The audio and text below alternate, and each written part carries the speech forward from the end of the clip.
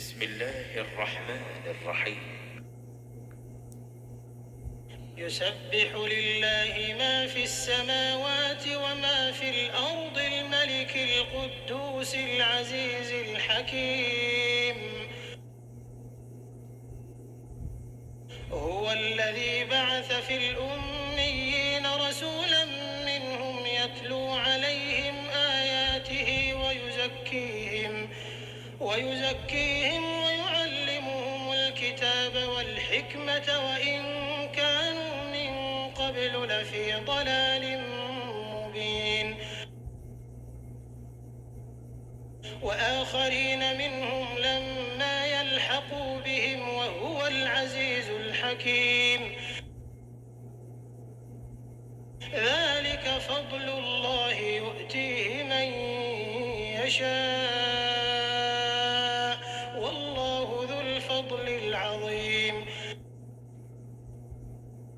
مثل الذين حملوا التوراة ثم لم يحملوها كمثل الحمار يحمل أسفارا بئس مثل القوم الذين كذبوا بآيات الله والله لا يهدي القوم الظالمين.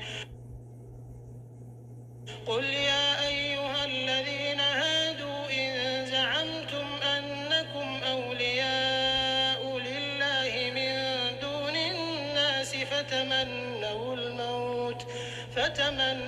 الموت إن كنتم صادقين ولا يتمنونه أبدا بما قدمت أيديهم والله عليم بالظالمين. قل إن الموت الذي تفرون منه فإنه ملاقيكم ثم تردون إلى عالم الغيب والشهادة فينبئكم بما كنتم تعملون. يا أيها الذين آمنوا إذا نودي للصلاة من يوم الجمعة فاسعوا إلى ذكر الله وذروا البيع ذلكم خير لكم إن كنتم تعلمون. فإذا قضيت الصلاة فانتشروا في الأرض وابتغوا من فضل الله واذكروا الله كثيرا لعلكم تفلحون.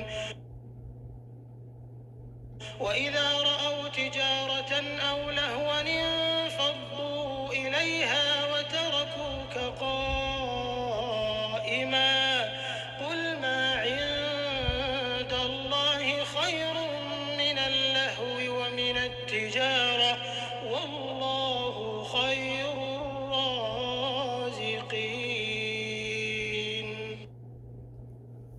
بسم